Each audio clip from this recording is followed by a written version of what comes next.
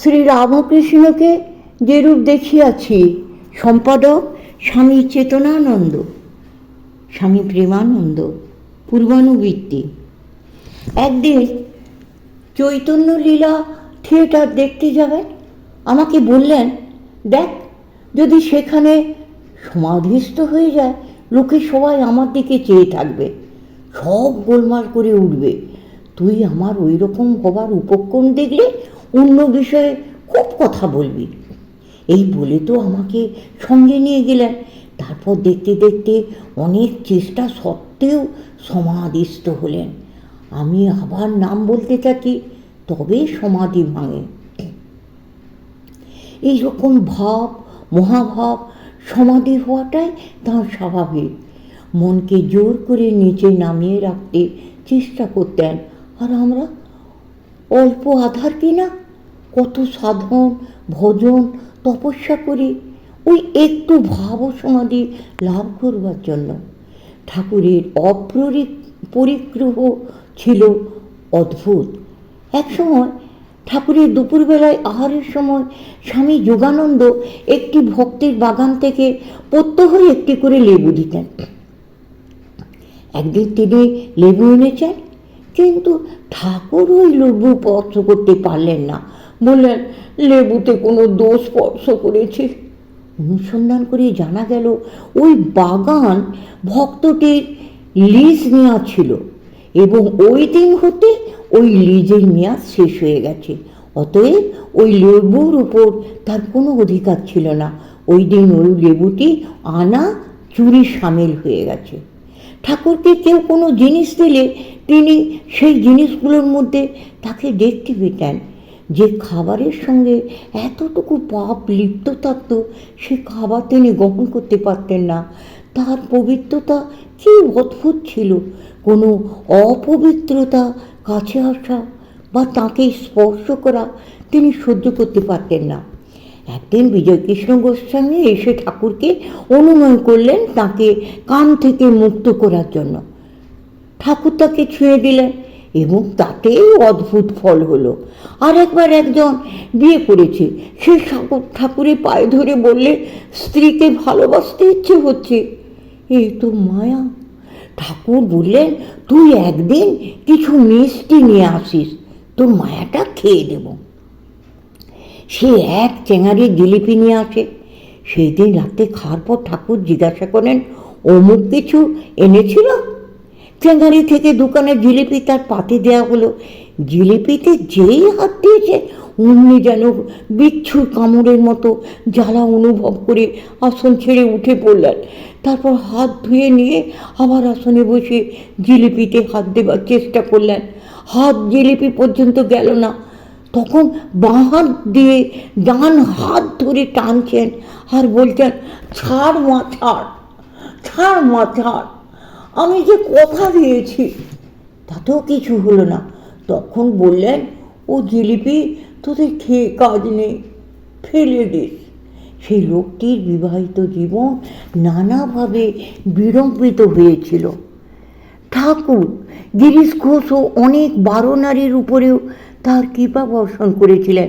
একদিন বলরামবাবুর বাড়ির মেয়েরা ঠাকুরের ঘরে তার সামনে বসেছিলেন। এমন সময় রমণী নামে একটি বেশ্যা পাশের রাস্তা দিয়ে যাচ্ছিল। ঠাকুর তাকে জিজ্ঞাসা করলেন, তুই আজকাল আসিস না কেন রে? ঠাকুর বেশ্যার সঙ্গে কথা বলছেন শুনে মেয়েরা অপ্রস্তুত হলো। কিছুক্ষণ পরে ঠাকুর তাদের মন্দির দেখাতে নিয়ে গেলেন।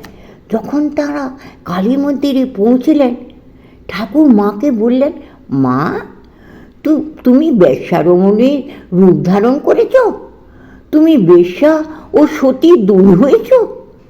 মেয়েরা বুঝতে পারলেন যে রমণীকে ঘৃণা করা তাদের উচিত হয়নি, কারণ ঠাকুর তার সঙ্গে মাতৃজ্ঞানে কথা বলেছিলেন এবং তাদের নিজেদের সতীত্বের গর্ব করা উচিত নয়, কারণ মায়ের ইচ্ছাতেই তা সম্ভব হয়েছে। আমরা প্রথম অত ধর্মকর্ম কি বুঝতাম? পিতা মাতার চেয়েও তাঁর আন্তরিক স্নেহ ভালোবাসা টানে দক্ষিণেশ্বরে যেত। সে কি টান! কি অহৈতুকী ভালোবাসা, তুলনা হয় না। নরেনের জন্যে হাউ হাউ করে কান্না, আবার কখনো প্রিয় সখার মতো কত হাসি ঠাট্টা তামাশা করছেন। সাংখ্যশাস্ত্রের গভীর সৃষ্টিতত্ত্ব, প্রকৃতি, পুরুষবাদ সোজা সিধে কথায় কত হাস্যোদ্দীপক গল্প করে আমাদের তিনি বুঝাতেন। তার হাবভাব সহ গল্প শুনে হেসে হেসে আমাদের তখন পেটের নাড়ি ছিঁড়ে যাওয়ার মতো হতো। গল্প শেষ করে সৃষ্টির কারণ সম্বন্ধে বলতেন, এও বটে, ও বটে, পুরুষও বটে, প্রকৃতিও বটে। কখনো কখনো আবার বাইজিদের অনুকরণ করে হাত ঘুরিয়ে ঘুরিয়ে কোমরে হাত দিয়ে নাচ। আবার কখনো ধর্মের জটিল তত্ত্ব, যা বুঝতে কত ভাষ্য, তার আবার টিকা, তস্য টিকা পড়েও পণ্ডিতদের মাথা গুলিয়ে যায়। ঠাকুর হাসি ঠাট্টা করতে করতে সেই সকল ধর্মতত্ত্ব সোজা কথায় মীমাংসা করে বুঝিয়ে দিতেন। তার অদ্ভুত শিক্ষা কৌশল আমাদের হৃদয়ে চিরকালের জন্য একটা গভীর ছাপ দিয়ে গেছে। উচ্চ উচ্চ ধর্মতত্ত্বগুলি সরস করে বলাই ছিল ঠাকুরের শিক্ষার নিপুণতা। দক্ষিণেশ্বরে দেখেছি, ঠাকুরের কাছে কোনো ভক্ত গেলে তিনি তাকে কতভাবে আপ্যায়িত করতেন। বলতেন, পান খাবেন? পান না খেলে জিজ্ঞাসা করতেন, তামাক খাবেন? আমাদেরও তাই অভ্যেস হয়ে গেছে। তিনি কত বাজিয়ে বাছাই করে লোক নিতেন।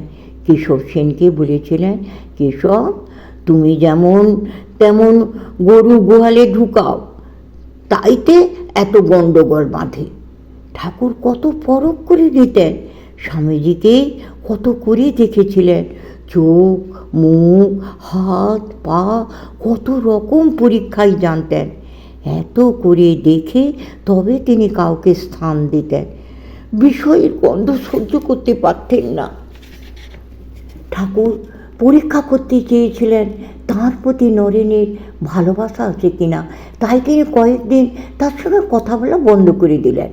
কিন্তু নরেন মনে দুঃখ পেল না, আগের মতনই ফুর্তি করতে লাগলো। সে ঠাকুরের কাছে আসা বন্ধ করলো না। তারপর ঠাকুর একদিন তাকে বললেন, আমি তোর সঙ্গে কথা বলি না, তাও তুই আসিস? নরেন বলল, মশাই, আপনাকে ভালোবাসি তাই আপনাকে দেখতে আসি। এই জন্য ঠাকুর নরেনের প্রশংসা করতেন। নরেনের কেউ নিন্দা করলে ঠাকুর তার উপর ভারী চটে যেতেন। একবার জনায়ের প্রাণকৃষ্ণ মুখুজ্জে, ঠাকুর যাকে মোটা বামুন বলতেন, ঠাকুরের কাছে নরেনের নিন্দা করেন। তাইতে ঠাকুর তার উপর অসন্তুষ্ট হয়েছিলেন। নরেন সাক্ষাৎ শিব, তার মাথার মণি, শ্বশুরঘর, সপ্তর্ষির এক ঋষি, তার নিন্দা, এই যে মস্ত অপরাধ। ওই কথা বলার কিছুদিন পরে শ্রীযুক্ত প্রাণকৃষ্ণ দক্ষিণেশ্বরে ঠাকুরের জন্যও কিছু ফলটল পাঠান। তিনি স্বামীজির নিন্দা করেছিলেন বলে ঠাকুর তার জিনিস নিলেন না, ফেরত দিলেন। মোটা বামুন তখন হাঁপাতে হাঁপাতে দক্ষিণেশ্বরে ছুটে এসে ঠাকুরকে সন্তুষ্ট করেন। জহুরিতে জহর চেনে।